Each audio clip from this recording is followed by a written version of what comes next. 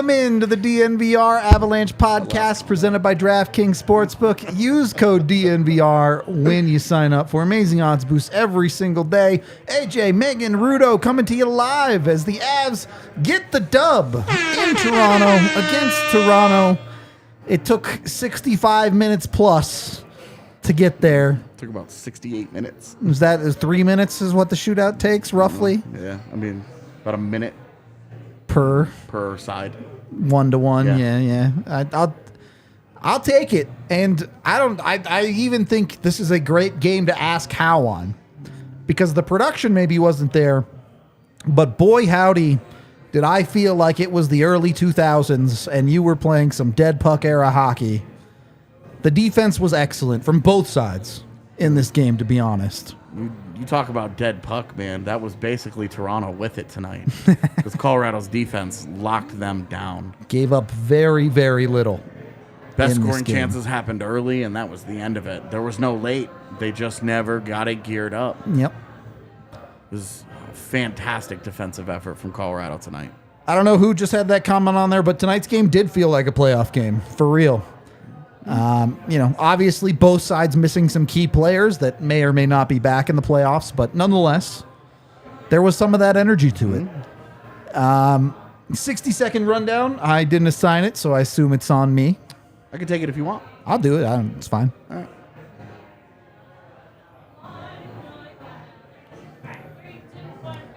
right. The Avs do give up the first 4 minutes of the game.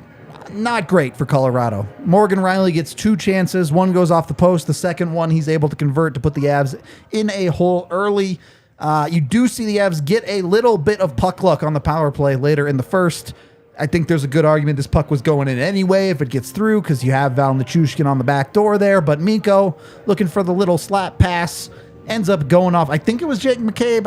I'm pretty sure it was. Directly in through the 5-hole on Samsonov. Correct. They get the goal back, and that was the end of the scoring. 10 minutes into this game, there were no more goals in the regulation. I didn't really see it. Let's see. That's a tough one. That's a tough one. Glad I'm not in the war room for that one because there's definitely contact with Dumba there. He definitely tackles his own goalie. Sorry, we're watching the Blues-Minnesota game in the middle of this 60 seconds. But you got the entire story. You got both goals in this a little bit game. of another story. Yeah. We're 60-second rundown recapping 2 games. Yeah. Genuinely, though, the rest of this game, it was grade A lockdown defense from Colorado, and Toronto was no slouch either. Neither team able to convert opportunities. You get to overtime. Overtime was a bit chaotic for sure for both teams. A little fast and loose. Dominant for the Avs though. They dominated the opportunities for sure. 8-2 in shot attempts. No shots on goal for Toronto. So you get to the shootout after unable to finish there, and it's the guys you expect. Nathan Mackinnon getting the job done for Colorado in the shootout. They take the 2 points.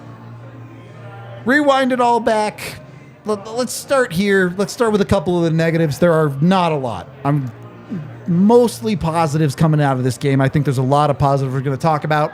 One, slow start. You give up 2 opportunities to Morgan Rielly there. Yeah. Are you... I know they'll look at the footage. I know they'll want to clean it up.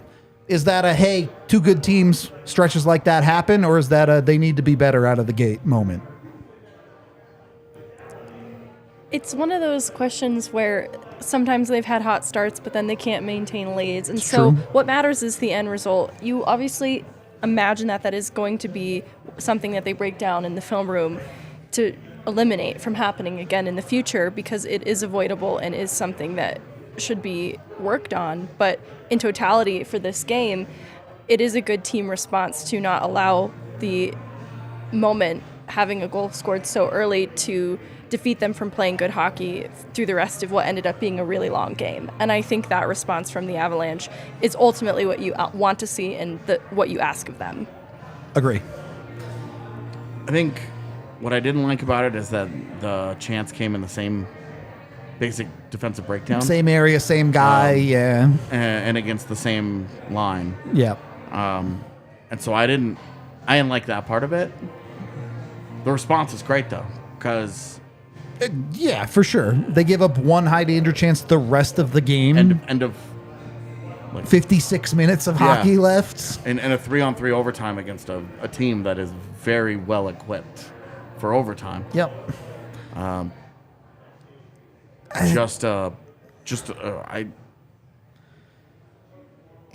just think it's pretty. It was a great response to a start that you really don't love out of the gate. They're hopping.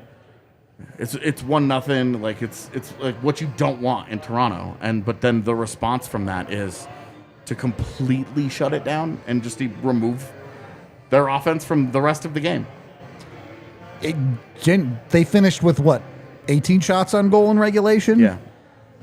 I mean, that's, again, this is a team with Austin Matthews, Mitch Marner, Willie Nylander, John Tavares. They're not lacking high-end offensive talent by any stretch of the imagination. You have Eric Gustafsson and Timothy Liljegren, Morgan Riley on your back end. Like, you've got some guys that can provide offense from back there, and they just didn't.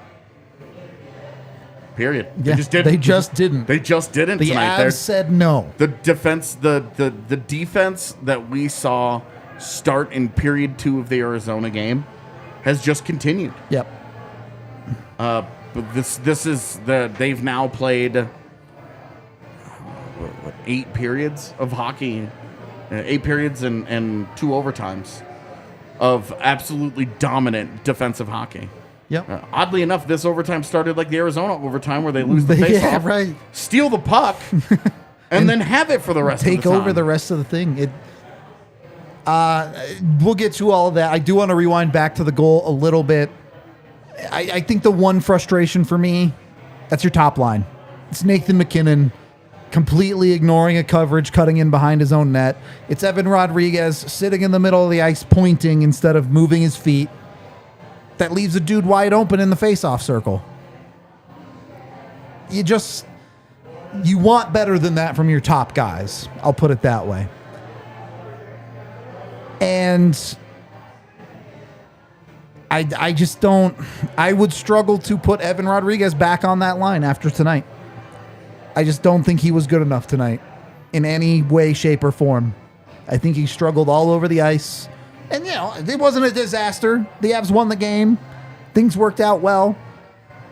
But when you're asking a guy to play first-line minutes next to Nathan MacKinnon, you're at very least asking him to produce. And that's where I struggled with Erod tonight. One too many opportunities fell to the wayside for that guy. What are the Avs' options here? Let me ask it to you that way. They can leave him there. They can move him around. What would you do with him? It's an interesting question. Looking at that first goal, I wanted to give Byram credit. He nearly had the poke check that would have prevented this from happening. So I think Byram did exactly what was asked of him in that situation.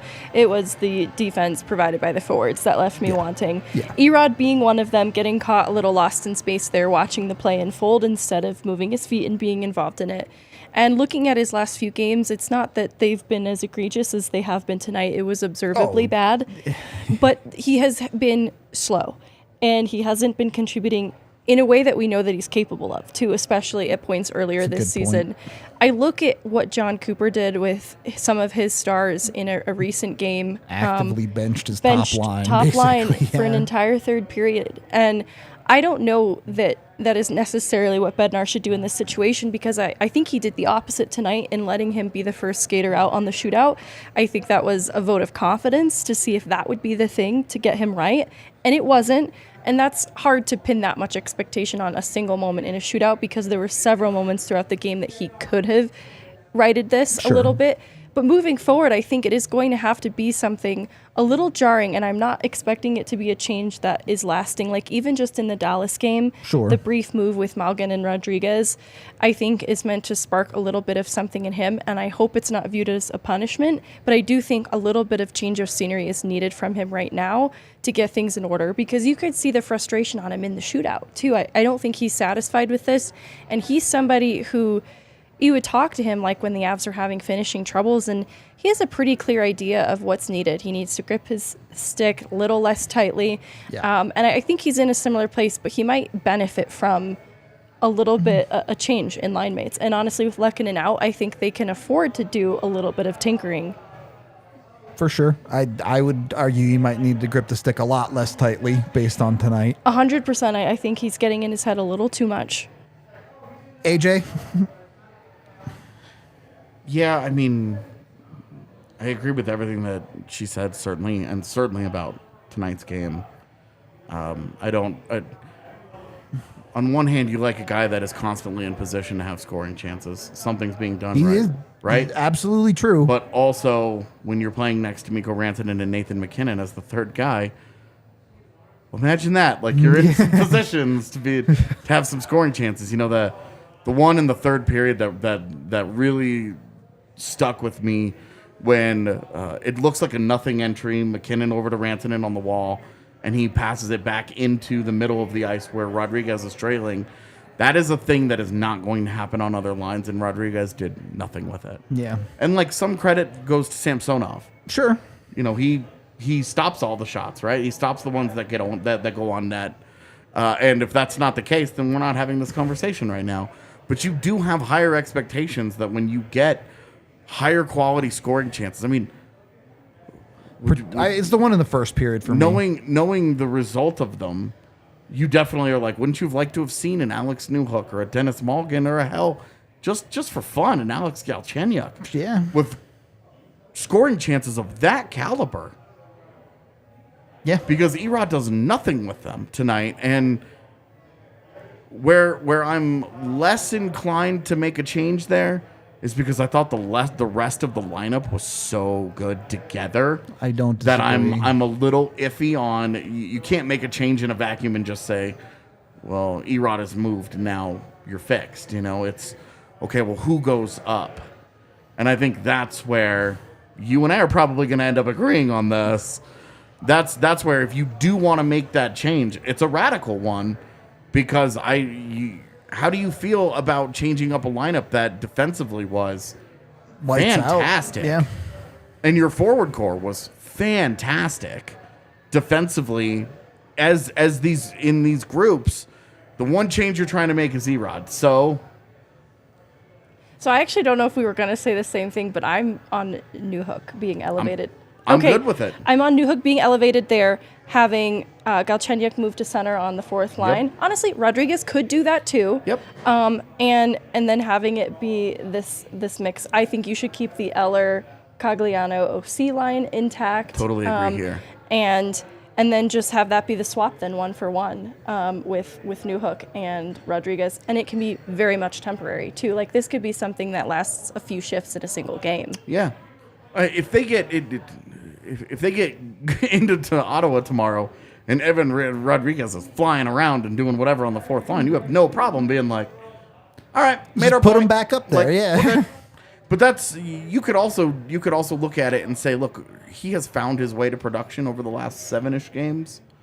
It hasn't, like, it's not amazing. He's not popping off. You're not making that argument. It's been assists here and there, goal here and saying, there. Yeah. Right. You're saying it hasn't been an empty well, though. And so you could look at it and just say, hey, it just wasn't a great night for him. And because we're talking about missed opportunities and this and that, and he takes 2 penalties. Yeah. And then his shootout attempt is by far the worst of his the bunch. least competitive Yeah. shootout attempt of the season. Right. And so when it was definitely, you say, it's not fair to put that level of pressure, that level of importance on one single moment.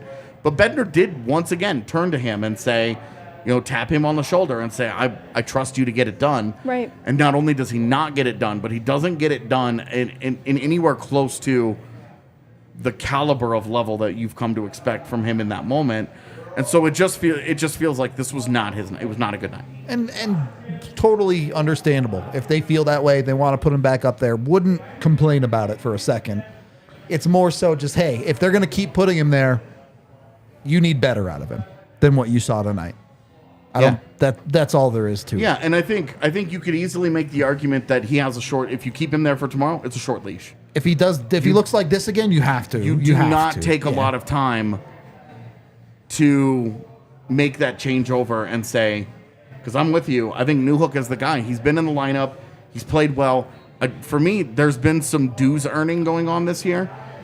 The way he's moved around in the lineup. You look at right now, especially where he's outproducing Erod in significantly less minutes, with significantly less talent. Well, and he plays less than 6 minutes at 5-on-5 tonight. Yep. So the lack of trust either from Galchenyuk or just that line in general, I'm not sure what it is. But to me, it just feels like that's the easy swap if you're trying to, one, send a message to Erod, you need to be better. But two, send a message while accomplishing your goal of making your top line as dangerous as you can. Because we saw moments with Alex Newhook tonight where he's out there as a little one-man wrecking crew doing things, and you're just like, Matt Nieto's not doing anything to help this guy right now. Yep. You know, Jack Johnson's back there, like, makes a nice pass back to the point, and it goes to Jack Johnson, and you're like, this possession's over. Yep. So, you know, you are in a position where we do want to continue to see what he looks like with that opportunity. I also understand where they're coming from with we've made him a center. He's found a home at center. We're not interested in messing with that. Because having a guy of his caliber with that can pop off in a game, that can have a night for you down the middle, I mean, it is such a feather in your cap if it's going well. But tonight, I would argue it went pretty well, and they still didn't feed him the minutes. Yeah, I think that was the issue, too, is I actually didn't think the fourth line played badly, but they were really sheltered, probably because of Galchenyuk, and it's such a tight game that they didn't trust him with that, but that harms Newhook, who didn't do anything wrong in this situation. And Nieto. Like, that's a trusted veteran, as trusted a veteran is and proven with this coaching staff and everything, and to see that usage, I think, was disappointing. And I see the reason behind it, too. In such a close game, totally, I can absolutely make sense of it. I won't come down too hard. But it does seem like, given the circumstance with Rodriguez tonight, this is such an obvious opportunity for Newhook to get another look. Mm-hmm. Totally agree. Because then, just let's live in this world. We'll pretend that this is the reality for right now, but Newhook does go up there. He does pop off a little bit. He does play really well. He produces a point here, a point there, and stays there for the next few weeks. Great. Now when Arturi Lehkonen comes back, then in the super dream world where Gabe Landeskog also comes back, you have a confidence-injected Alex Newhook playing good hockey in your top six, where you maybe don't necessarily keep him there, but you don't put him back at 4C. Yep. He could easily take Dennis Malgin's spot, for example, next to Comfer and Nichushkin. And then you start to get shades of the player that you really think that you have. Because I think he's been really sneaky, very, very good for the Avs this year in a depth role. And this is a guy where we are absolutely just waiting for the explosion. Yeah. Like the big opportunity next to the skill guys to separate and say, I'm not a middle six guy. Stop comparing me to JT Compher. What JT Compher's doing this year is going to be a bad year for me in my career. I think Alex Newhook's on his way to having that kind of breakout. It's more at this point opportunity. Yep. Next to the caliber of players that we think he should be. It's just that he has to make them move back to the wall to do it. And I wonder if that's where the hang-up is. I suspect that it is, but you know what? Jordan Bennington. Sometimes, if you're trying to win a Stanley Cup, you can't let the future keep you from playing your best lineup right now. Yeah, that's... Yeah, well, and you're not trying to win a Stanley Cup right now. You can't. Right now, you're trying to win a division, but you can, because it's in front of you. Well, and that makes it easier to win the Stanley Cup in a month. Yeah, but I mean, right now, your goal is Ottawa Senators tomorrow, right? True. What maximizes the chances of them winning that game tomorrow? What lineup of skaters? Because I know we're going to talk about the goalie at some point. We'll get there. But what lineup of skaters maximizes that? And I think given tonight, the one thing you mentioned is that you're not touching the Lars Eller line, and you can't. I just don't think that you can. That line rules. Do want to talk about that line first. We are brought to you by DraftKings Sportsbook. Use code DNVR when you sign up with a new account. Over there, you bet $5 on anything, you get $200 in free bets. The parlay did not come close to hitting today. But if you took the Avs as the underdogs, you made money. So there were options out there on the Colorado Avalanche. There are options out there on every Colorado team. I don't know. I don't even know what you'd bet on for the Broncos right now, but I'm sure there's bets to be made. I'm sure that you can bet Free on agency the or whatever. position that they draft first with their first pick. Yeah, in the draft third stuff round. is always there. Yeah. That's a tough look for them. Yeah. Is what it is. You could probably bet on whether Russell Wilson will throw more touchdowns than he has bathrooms this year. Who knows? What if he saw that meme and was like, "I'm buying a new house With less bathrooms with or like more 30 bathrooms? of them to push himself? To push himself. Got to get motivated. Buys a second house. To, Now I got 60 bathrooms. yeah, exactly. What are you I'm guys here gonna for do? it. I'm here for it. They'd find something else. Okay. At a certain point, it'd be, will Russell Wilson throw more touchdowns or have more houses? Just saying. All right. I mean, Either way. you get to that point, boy, that's bad. Whatever it is, you can bet on it with DraftKings. Use the DNVR code when you sign up. You must be 21 or older, Colorado only. Other terms, restrictions, and conditions apply. See the show notes down below for details. If you have a gambling problem, call 1-800-522-4700. And it's void in Ohio. Also brought to you by the amazing folks over at Jive Hive. You used to have to go somewhere to go get the stuff required for you to get high. Now, you don't. Don't even have to leave your house. Don't even have to leave wherever it is you may be. Jive Hive will deliver your high directly to you. You can jump on it today. You can go to jivehive.com, JIVEHYVE.com today to get your weed. Even if you want to plan it in advance, you can schedule your order. You can schedule it for tomorrow. That's you what can I schedule did. it for next week. They'll deliver it to you. I got stuff scheduled out. There you go. So you know when it's going to come. Yep. You'll be ready to go. You'll go get your munchies. You'll have them placed out on the couch. It'll be perfect. All right. I mean, I don't have my munchies on the couch. I'm not an animal. Not an animal. I have them in bed like a normal. I'm just kidding. It's worse. That is, I was told, my wife has told me that is a disqualifying attribute. Oh, no. And that if I bring my thing of Teddy Grahams to bed, they will get yeeted out of there. Teddy Grahams is a hard no. I eat soup in bed sometimes. Ooh, that one's a tough. Like soft foods, It's risky. you could do. Soup would not. Any liquids, It's a I'd be dangerous pretty game. out on. I shouldn't be doing that. I would take Well, soup. hold on. Context. Are you sick? Or is this just a thing that you I decided to do? just like soup. All right. I mean, I have hey, no defense. maybe I tried to help you out, but nope. if you got the good stuff from Jive Hive, soup's just that good. You got to have it in bed, all right? So go check it out. They do only deliver to select locations, so make sure you put your address in on their website so they deliver to you. Again, jivehive.com, JIVEHYVE.com. Yeah, if you eat Nature Valley bars in bed, you are a psychopath. Yeah, no kidding. Like, I'm talking about Teddy Grahams. At least there's like a container. Like, you have a chance. It's not a great chance, but you have a chance to minimize the crumbage. Nature Valley is just no. Yeah, there's no hope. You're sleeping in crumbs no matter what if you do Yeah, that. people with pets could not do the soup. No, in you're bed. right. This all doesn't make sense. Yeah. I'm just trying to imagine like Kirby in bed, the tiny like white dog, and him like laying there, and I spill that on him. Yeah, you'd be fighting Not- for your life. Not only do I have a terrified creature who's going to make very high pitched noises, but now he's a different color. You could Exactly. get Tomato soup. clam chowder to keep him the same color. If it's tomato soup, I have colored the dog Oh, and that will stain for. Ooh, for a rough. while. Yeah.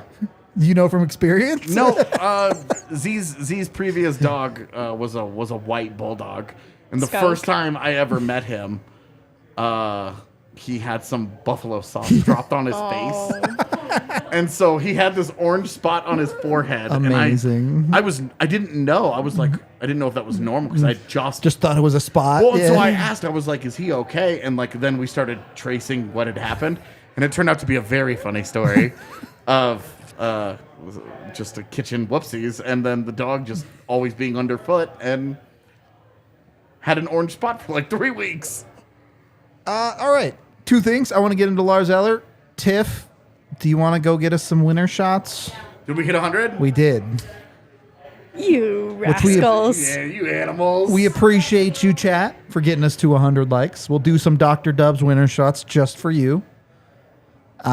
Before that, though, AJ, I know the underlying numbers look really, really good across the board here for Colorado. Yeah. Do you want me to... I mean, you're Mr. Lars Eller on this podcast, so you take it Mr. away. Lars Eller. Okay. Well, Mr. Lars Eller, I think there's already a Mr. Lars Eller. Is there a Mrs. Lars? Is he married? I don't know. Have you seen him? I'm pretty sure he is. Of course he's married. Like, I think he has a family, like children, that he went to the gift shop with. I mean, I guess it's not a requirement, but Dude, that dude's good looking enough. He might have like a Mrs. Lars Eller for every country. no. No. He's a good man. Take your word for it. I heard he's pretty good at possessing the puck as well, though. Well, so tonight, his primary matchup tonight, in case anybody thinks that the 16, I believe it's 16-5 Corsi for him at 5v5 tonight. That sounds right. Yeah, 16-5. His two primary matchups. Any guesses? Nope. Yeah. The top line, it's JT Nylander Bunting. And then after that is Matthews. So top level guys getting dominated in possession by Lars And Eller. he wins every single one of those matchups. Pretty good. And so when you go and get Lars Eller, and when we talk about, hey, you're going to get a defensive stopper, you're going to get a guy that offensively, what is he going to bring you? Not a lot. There Sure. will be very little flash. And transition-wise, especially in Colorado, it's going to be a miss. It's not going to be a great fit, a natural fit. I hear you on that. He had some pretty nice transitions tonight. He was really good tonight in that area, for sure. But where you really felt like you added somebody was defensively. It gave you a chess piece you didn't have before. Yeah. And when we talked at the deadline about a 2C, it was a lot about, hey, you can use a Ryan O'Reilly. You can use an Adam Henrique to take on a top matchup. Well, he went against the top matchups tonight. He got plenty of time, almost an even split. And remember, you're in Toronto. Yep. They picked that matchup. Yep. And the Avs rolled with it and won the matchups. Lars Eller won the matchups against both of their top lines comfortably. Yeah.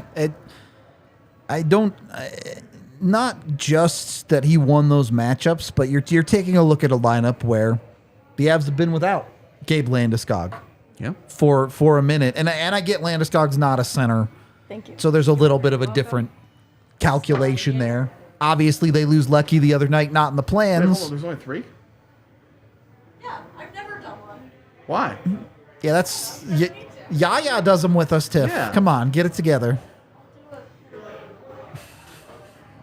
You can't be pod babysitter and not participate. I feel like that's the point of being pod babysitter. No. Is that I don't participate. Look, I'm miffed.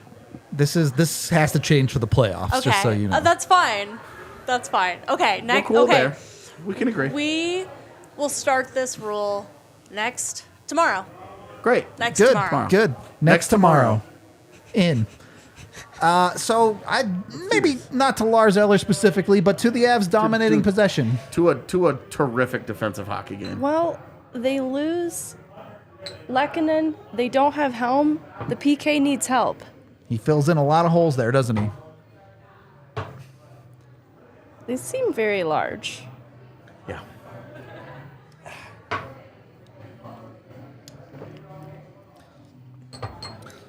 It's interesting. I don't need Fireball. I need Drive Hive. We can pick something different. If Yeah, you we don't can wanna do drink something that. else. We're obviously flexible over here. That's not even. Let's I'm gonna start doing bong rips on the pod. I mean, you know, instead of winner shots, we're gonna do winner hits. if it works, it works. Speaking Tips language. Winding it back in here. Yeah. I think it didn't get talked about a ton throughout the game. Avs win the special teams battle tonight. Yeah. And I saw, and you win the special teams battle, and you kind of feel bad about it. Because you go 1 for 5 on a power play. You have 2 in the third period of a 1-1 game and feel like, Could have finished it in reg, maybe. Really felt like you left a goal on the ice Yeah. there. And obviously, the goal that you get is lucky. It's a fortunate play. You got lucky. If that puck gets through, we all agree that that's a Val Nichushkin goal. The I actually universe is think trying to give it to Rantanen Mikko. intended it for Nichushkin, to be honest. I agree. 100%. That looked like a pass to me. They just got really lucky. They just got lucky. Yeah, it they was got, destined and that's great. to go in. Yeah, and that's great. That's the shit, right? Like, you're not above goals. Absolutely. If it's in the net, it's in the net. Yeah, but you do feel like the power play maybe left one out there. Yep. But you have to, once again, you look at the penalty kill, and you watch Marc-Andre Fleury get rolled. You look at the penalty kill, and we have been having this conversation about the penalty kill over the last few weeks has gone from being mediocre to exceptional. Yep. It is on fire. And against Toronto, we came in, Rudo, we were talking off air before the game. Yeah. I'm a little... Let's see what it looks like. We were a little excited to see the challenge of an Austin Matthews. The second-ranked power play unit in the NHL. Yep. And that was tonight. It was it was like with everything else across the ice. It was challenge accepted. Yep. They met that moment. They played with intensity. They played disciplined. They played with skill. They played with effort. They played with the proper level of execution. They were fantastic. I think, too, from the perspective of the power play leaving us wanting just a little bit, Toronto's penalty kill is also ranked above Colorado's, presently around 13th, and Colorado's penalty kill has been quite impressive to us watching recently. That Definitely. You have to take into account that Toronto's penalty kill has also been performing pretty strongly, and so that is a difficult feat then too to score against, and they get one. It leaves a little bit on the table, I think, which is reasonable, but it still has been better than some of the poor showings we've shown when the power play was haunted, because they would allow chances against, and they basically kept possession even though it didn't necessarily generate a lot of scoring chances. But this is true with both teams. Like, their penalty kill was also so good that they didn't allow Toronto to get many shots on net either. And so I do genuinely feel they won the special teams battle, even though 1 for 5 on the power play seems not good on paper. I think it's better than it sounds. 100%. You win that battle, and that's a main reason. You have 2 points right now in the standings. Yep. So they win that battle, and again, when you're playing against good teams, this is the margin for error. Absolutely. And you see, this was the margin of error that they did not have in the games against quality teams that we had previously talked about. Against Seattle, Los Angeles, New Jersey, Dallas. That 4-game quadfecta of misery. Yeah. Where they just didn't look good against talented teams. Tonight, they were great all over the ice. Every situation they played in, they beat Toronto. They were great in net. The quadfecta of misery. Is that like a torture device? Or Sure. Also, did we bring back my favorite meme and nobody told me about it? Because I would have happily made a tweet that said... like, net's haunted, Yeah. power play's haunted. I did this without telling anyone. You snuck it in. And it You didn't snuck it actually in even by happen me. tonight. It was like a few games back, and I'm just now bringing it up to you. Because genuinely, if you don't know the Moon's Haunted meme, it's the greatest meme of all time. Can't stop me on this. Power play numbers. Yeah. Just out of for anybody that was curious. F 5v4 time, because there was some 4v4 overlap that cut into them. Yeah. The Avs in 8:57 of power play time, 5 shots on goal, 5 scoring chances, 2 high danger chances. Not amazing. Not terrible. Not terrible. It's fine. On the other side, Toronto, 5:28 of power play time of F5v4, 3 shots on goal, 1 shot against. 3 scoring a good chances one for, from Val, too. Yeah. 1 scoring chance against. It's a clean breakaway. Yeah. And they tied 1-1 in high danger chances. So On your PK, in 5:28 against the second-ranked Gave up power play 1. in the NHL, you go 1-1 in high danger chances. You don't get scored on, and you gave up 3 shots on goal. I 3 shots on goal. extrapolate that to so in 65 minutes of hockey. That is a girl please level performance. In 65 minutes of hockey, they gave up 4 high danger chances, including power plays. That's nothing.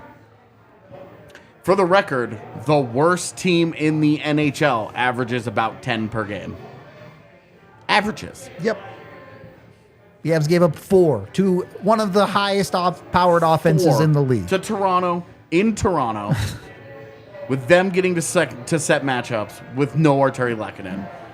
If you want to look into a game, and why I was asking you guys before we started, was this Colorado's best win of the year? For me, that's what made me wonder that. Because this is a team, and you only score 1 goal, and you get lucky. Sure. So there is that factor where you could say no, and I would be like, okay, I'm open to this. But mechanically, defensively, you do just about everything else. What more can you ask for from the team tonight? and this is I'm going to skip over overtime. We'll get back to it. This is where we get to our king of the game, though. Yes, Avs defense played great in front of him, but Alexander Georgiev only gives up the 1 goal, makes a couple of big saves in this game while it's a 1-1 hockey game, both in the second and the third, and then gets you through overtime. He doesn't have to do a lot of work, and then the shootout stops all 3. You're not feeling great when any of Nylander, Matthews, or Marner steps up to the shootout line, and he stops all 3 of them. Yep, perfect. Georgiev, please. I'm here for it. Can we make that? That's a shirt. Can that be our That's a Georgiev shirt. That's a shirt right there. Been sitting on this all year. Come on. Actually, there's a lot of people advocating for some kind of "Hiya, Georgie," like an It reference. I don't know if that's a hard sell. So we'll talk about this later. Okay, so sorry. Because that got hard denied. Oh, okay. Where are we on Val Nichushkin and either Choo Choo Train or I'm Chain? saying, Where are we indeed at Eric Weedham? D-line, That's a we know slam you're dunk. watching. Number of times I have suggested a Thomas the Tank Engine Yeah. themed Val Nichushkin shirt and not gotten to see anything. What do you call a train that can spin 360 And has a gold chain. and has a gold chain? Val Nichushkin. Honestly, 2 games back to back, he's had this little spinorama. Wow. I think it's done. Spinorama move. It didn't work tonight, obviously, but it led to some zone time. That was very important. Is Val Nichushkin, none of us can talk now, a Gopnik? I don't know what that is. I don't know what that is. Okay. It's like a That fireball got shitty him. Russian gangster, the dudes who wear the Adidas and like squat down and Oh, like tracksuits only? yeah. I got you. I don't know if this is offensive to agree to or not. It probably is. So I'm going to redirect. Choo choo. We're moving on. Blaze has suggested just the gold chain on I like it. I like that that a lot. actually. I love Like that a number idea. 13. Yeah, and it has the 13 dangling Yeah. from it. I like Yeah. that I a lot. love that. The simplicity of it, I think it's great. I'm all about it. I just don't understand where we are. We'll get it there eventually. Somebody at Eric and let him know Yeah, this no, we're going to get to conversation the is. bottom of this tonight. This is the 3rd time we've had this Happens. conversation this week Yeah. Twice a week. about maybe. shirts. Yeah. A Georgiev please would be incredible. But getting back to it, I do want to give Georgiev the credit for tonight that he did everything he had to do. Yeah, this is not one that you're going to put him in an all-star game for. For sure. But this is where we had seen really goaltending struggle against the good teams, is not giving up an easy one or a free one here and there. The defense in front of him had been iffy in some of those games. Obviously, the Dallas game, the LA game, you wanted more from your defense in certain areas and on some of those plays where Georgiev can't do much. But Georgiev, in each of those games, you're also looking back and saying, at least one of these you need to get in front of, my guy. Like, at least one of these can't be behind you. Yeah. And tonight, the one that beats him is legit. Yep. And that was the end of it. No puck got behind him the rest of the night. No disallowed goals, no shootout goals, no nothing. Nothing gets behind the guy. They score 3 minutes and change into the hockey game, and that is the end of it for the Toronto Maple Leafs. And we talked about how great the defense was, but we've also talked about every time Georgiev has a rough night, it's always, is it Georgiev? Is it defense? Whatever. Well, the defense did its job for sure. Tonight it was neither. and exactly, and Georgiev in no way lets them down. Yep. Absolutely not. Yep. They both get the job done. Do want to talk about the overtime and the shootout, but before we get to that, we are brought to you by Breckenridge Brewery. You can see the amazing Avalanche beers here. I highly recommend, and one of my favorite beers. Even if Avalanche is not for you, they have dozens of flavors. You can find something. My wife, in love with the Palisade Peach, absolutely amazes her. Wife. My, I guess now my brother-in-law. Yeah. Sure. Also Palisade Peach. Yeah? Yeah. He told me to bring a keg of it next time, Ooh. and he would pay for customs. I had more objections than just customs, so I didn't do that. But I brought him 12. Oh. Like a tenth of, not even a tenth of a keg, but good job. I mean, I hooked him up. Like, yeah, just you got some. in moderation, my man. You got 3 kids. What are you doing? Pick your spots, brother. Check them out. Go to breckbrew.com. You can find them anywhere in the 50 states. If you're in Canada, you might need AJ to smuggle them in for you. But I smuggle them. I have to declare them every time I go across the border. The guards know. It's fine.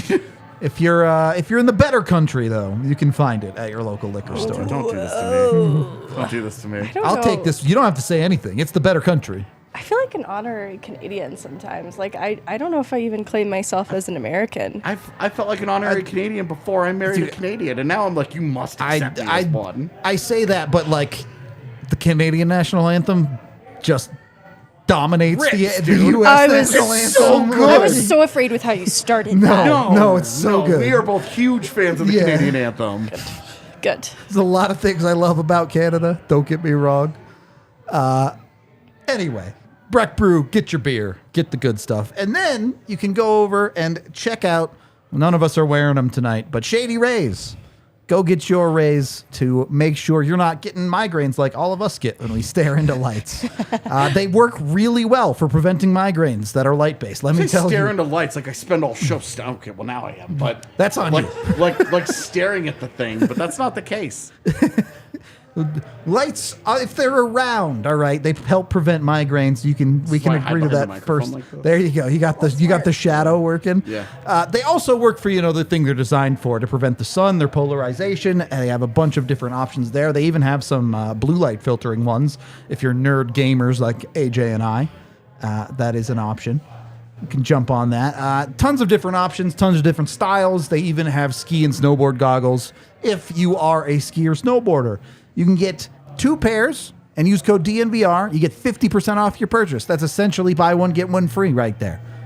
So jump on that. You can go to shadyrays.com or visit their in-person location at the Park Meadows Mall to order today. AJ's giving me some weird look now. Just weird song choice at the bar. How deep is your love? Like, it's a fine song, but at a sports bar? There's a lot of couples at the bar right now. I would, chat will crucify me for this, but I'd take just about anything over all the small things right now, so it's fine. On a hot mic. I mean, I don't 100% disagree with And not like, I totally get it, going to the arena, singing along, the event, being a part of that experience, amazing. Just over the song. That's all. Third period of the DNVR Avalanche Podcast, presented by DraftKings Sportsbook. Is what it is. It was an anthem for a cup run, and now I feel like I'm just kind of done. It had its moment in time. This is like when I said I didn't think banner raising ceremonies were like that. I didn't watch it, and I took a lot of heat for it. I think you're going to take some heat for this. I'm ready. Yeah, I accept the heat. With that. Yep. It's fine. People are going to... I took heat, so for the takeover, I went in and was like... I'm kind of over the song, but the event in the arena, being in it for the sing-along, was super cool. That's the tweet I made. I took heat for that. Wow. They were like, how dare you not like the song? Aw. I tell you, as somebody who grew up on Blink, Right. to now feel this way is like a weird thing. See, that my big secret is I didn't like Blink that much when I was growing up. This explains a lot. This explains so much. Anyway, third period, back to this hockey game, really getting into the overtime. It was an interesting overtime. AJ, you mentioned it off the start of the show. The Avs dominated it. There were also a handful of plays where I'm not going to say the Avs played it the best, but you got great recoveries. A Devon Taves diving stick. In overtime. Yeah. Yeah, that was a huge play. Yeah. And that's why defense is a team concept. True. Is because if there's a breakdown somewhere, you got 4 other guys on the ice. In 3v3's case, you have 2 other guys. two other guys and a guy with a lot of pads to help you out to get through those mistakes. And tonight we saw fantastic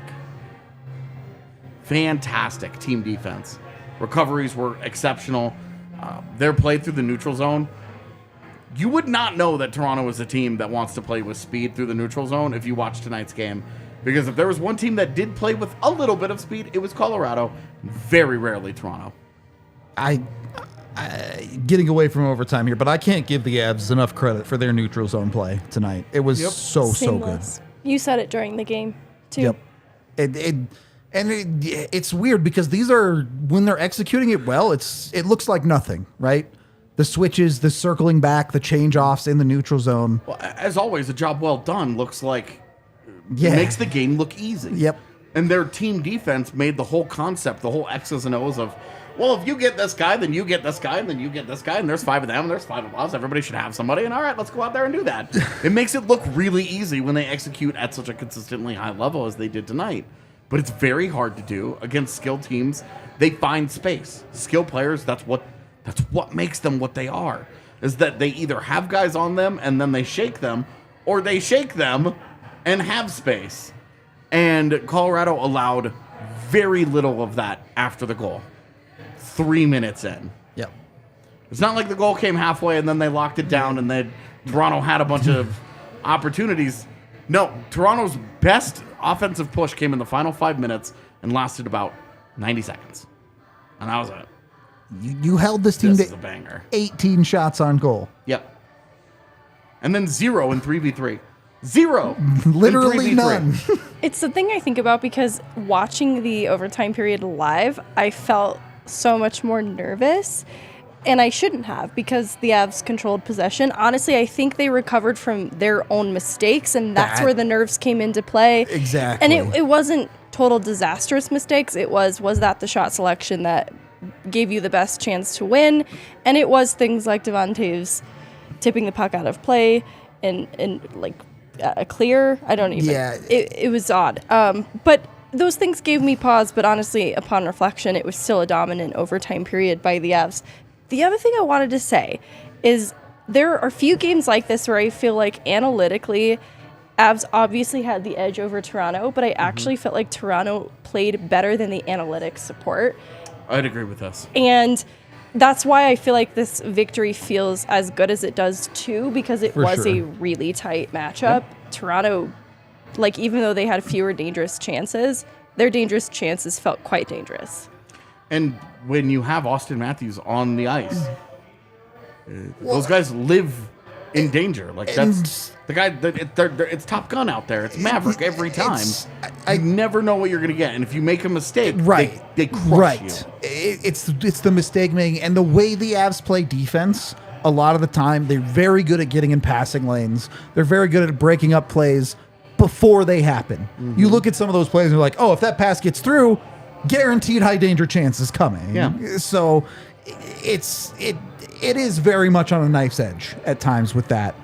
I think AJ said it during the game, but the way you described overtime summed it up perfectly. You don't mind the Avs creating chaos when it's in the offensive zone. Yeah. Might be a little unruly at times, may not look great, but as long as it's happening down there, you're fine. Yep. You don't want to take the chance of that thing going the other way on you. Exactly. Nope. Obviously, they get through the overtime, the shootout. We already gave Georgiev his credit. Look, when it comes down to it, your superstars win and lose you hockey games. Nathan Mackinnon, about that much space better than Samsonov in the shootout. I want to go back and I'm going to screen cap when I get home. That hole that it slips through. I'm going to screen cap the puck-sized hole that the puck fits through on Samsonov's arm, and everybody's going to understand just how great that was. Yep. I mean, I think everybody does. They don't need me to do it, but I'm going to do it because I thought it was funny. And that's it. That because so many pieces of the team played so well together, that's the difference in the hockey game. Yep. It's all it takes. Avs win 2-1. Yep. And I mean, that's kind of the difference. We talk about margin for error, and you're talking about an inch. If that puck is an inch higher or an inch lower, it doesn't go in. Yep. And then, Marner gets stopped. We don't know what Rantanen does. We don't know how the Sure. shootout turns out. We just don't know what the result of that it ends up being. But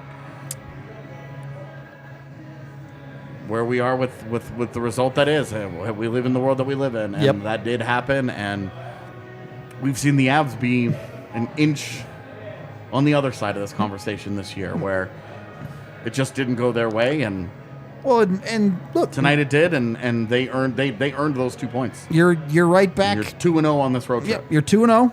You're now 5 points back at Dallas, still with 2 games in hand Mm-hmm. and a game against Dallas in your future.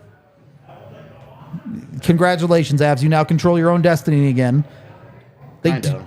They do, 2 points back of Minnesota too. which not looking great for Minnesota so right 2 points now. back of Minnesota. Minnesota's in action, down Yeah. 3-1 after the first period. If they lose that game, the Avs will be 2 2 points back with 2 in hand. 2 in hand. Yeah.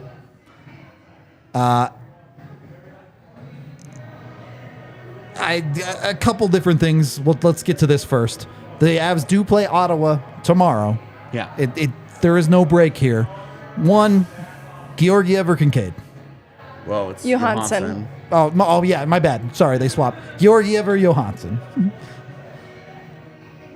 I mean, I wish Georgiev was here. We could just ask him if he wanted to go tomorrow, because I feel like it's up to Georgiev at this point. Because I could see them wanting him to, I guess, start right one of these next 2 games. But I actually would feel okay with Jonas Johansson getting the start tomorrow and having Georgiev take on Detroit. Okay. AJ? So, I was doing this. Tiff and I were talking about it before we started. Sure. But if your goal is to win the game, it's Georgiev. If your goal is to maximize rest for Georgiev, It's JoJo. it's still Georgiev. and then Because if Georgiev plays tomorrow, you rest him on Detroit and give then him you 3 get full days Friday, off. Saturday, Sure. Sunday off for him. He gets all 3. If he rests tomorrow and JoJo plays, but Georgiev plays Saturday, he gets tomorrow and Friday off. So he only gets 2 days off. Only gets 2 days off. But if you want to give him the extra day, You play him now. play him tomorrow, Yeah. and then you live with whatever happens on Saturday. I would lean towards playing him. We've seen him play both ends of back-to-backs. He's been And very done good. well, Right. yeah. I would also lean towards it because that gives you the best chance to walk out of this road trip with 3 wins. Well, And if you get to 3-0 on the road trip, you do not care about the you Detroit don't game. care Yeah. about losing the game on Saturday to Yeah. Detroit. You'd love to win it, and if you do, with Johansson in net, that is fine. You are thrilled. I say it's fine. You're thrilled. You're over the moon. You love it. It's wonderful. But you maximize rest for Georgiev if you play him tomorrow. You also maximize your chances to walk out of this with 6 of 8 points in hand, because you're going to have a tired team and you're going to have your starter in net. I would play Georgiev tomorrow. I'm open to both. I think you have a confluence here where you got a great defensive game from your team tonight. Tomorrow, you'd like to see your offense go out and give you a lead to work with.